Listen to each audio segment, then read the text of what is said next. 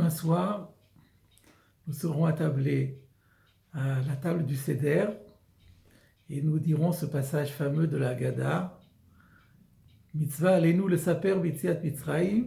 C'est un commandement pour nous de relater la sortie d'Égypte. V'kol hamarbe le saper b'yetziat Mitzrayim harezeh meshubach. Et plus on s'étend sur le récit de la sortie d'Égypte, et plus on a de mérite. Alors, cette mitzvah dont il est question trouve sa source dans le verset de la Torah que nous citons également le soir de la Haggadah, le soir du Seder. Vigadta levidcha bayom haou, tu déclareras à ton fils ce jour-là, etc. C'est ce nom de Igadta qui a donné son nom à la Haggadah de Pessah. À la vérité, on peut se poser la question de savoir dans quel but la Torah nous demande chaque année de relater, de faire le récit de cette sortie d'Égypte dont nous connaissons de tous les détails. À quoi bon ressasser les mêmes choses année après année? Il y a aussi une question un peu plus pointue, c'est que lorsqu'on étudie de près les textes, on se rend compte qu'il y a une mitzvah de remercier Akadosh Baruch Hu pour la sortie d'Égypte. Maïmonide, notamment, dans son livre des commandements, insiste sur ce point. Et Rabbi David Avraham nous dit que le terme de Haggadah veut dire également remerciement. Et du coup, il y a lieu de se poser la question, comment se fait-il que dans la partie Maguide du Seder, qui est l'accomplissement de cette mitzvah de Haggadah, il n'y a pratiquement pas de mot de remerciement pour Akadosh Baruch Hu. Il y a une petite phrase, c'est tout. Et après, il y a le Hallel, mais le Hallel est indépendant du Maguide. Alors, si le mot Haggadah signifie remercier, comment se fait-il qu'il n'y a pas de remerciement dans la Haggadah?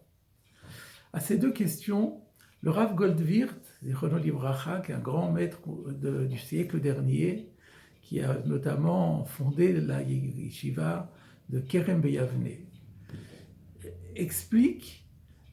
donne une réponse à ces questions en se basant sur un enseignement d'un autre très grand maître à penser, le Rav Yitzhak Koutner, Zichrono Livracha, dont j'ai eu l'honneur d'être un des disciples, qui fait remarquer qu'en hébreu, il y a un mot qui a deux sens différents. C'est le mot de Hoda'a. Hoda'a, ça peut vouloir dire remercier, comme on dit Modéani le fanecha, je te remercie, mais ça peut aussi vouloir dire avouer, reconnaître, concéder. Hodat ba'aldin kemea edim dami, lorsque une partie reconnaît sa culpabilité ou ses dettes, eh bien cela vaut 100 témoins. Et on peut remarquer d'ailleurs qu'en français, le génie de la langue française a le même génie que la langue hébraïque. On retrouve ce même phénomène sur un terme français, c'est le terme de reconnaissance. Reconnaissance, ça peut être une reconnaissance de dette, reconnaissance de culpabilité, donc c'est le sens de avouer, concéder, et aussi reconnaissance dans le sens de gratitude.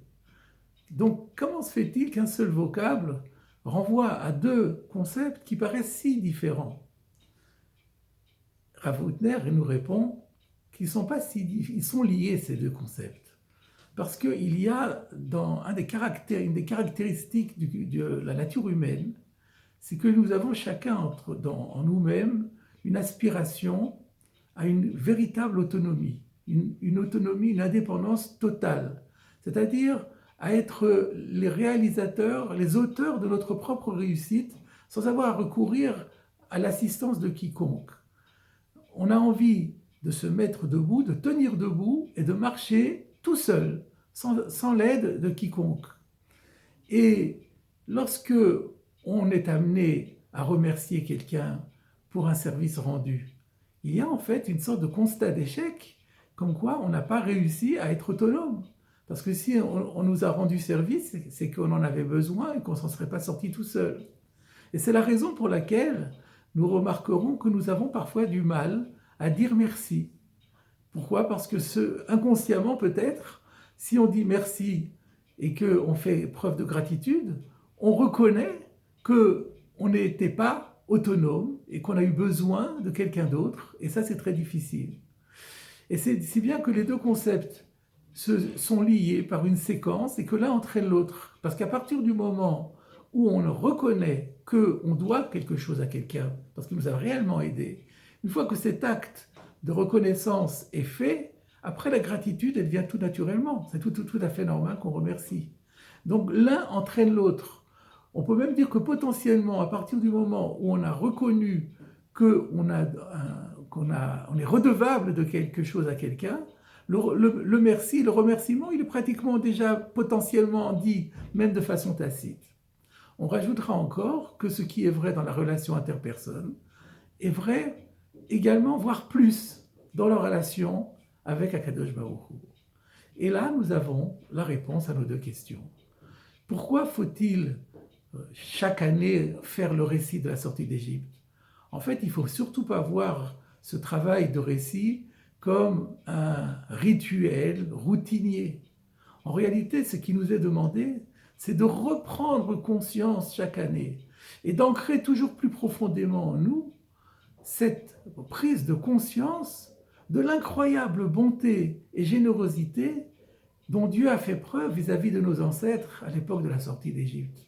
Alors que nos ancêtres étaient au 49e degré d'impureté, ils étaient esclaves et opprimés de façon extrême par le Pharaon, eh bien Dieu intervient et sans qu'ils aient le moindre mérite, il leur permet de se libérer, de s'affranchir et d'accéder à une nouvelle vie.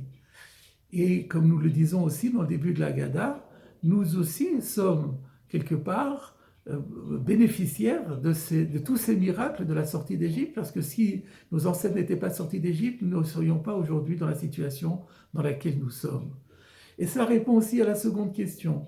Du coup, ce n'est pas la peine d'exprimer par trop les remerciements, parce que à partir du moment où la prise de conscience est aiguë, comme quoi Dieu nous a tellement aidés, eh bien, cette prise de conscience exprime déjà à elle-même les remerciements, parce que les remerciements viennent automatiquement. Et on remarquera encore que en hébreu, le mot juif se dit Yehudi.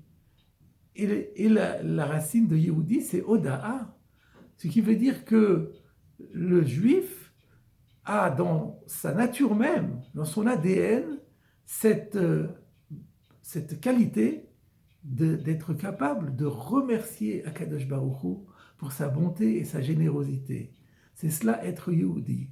Et donc le soir de Pessah, ce qu'on nous demande simplement, c'est de renforcer notre âme de Yehudi, notre âme de Oda'a, de reprendre conscience de tous les dons dont nous sommes redevables à Akadosh Baruch Hu et de lui exprimer notre immense gratitude. On remarquera que la fête de Pessah, c'est la fête du printemps. C'est le printemps, c'est le moment de rafraîchir ce qui constitue notre essence.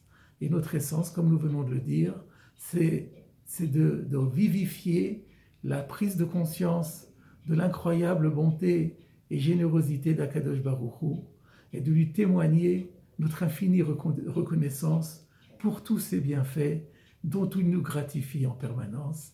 Shabbat Shalom et Chag Sameach.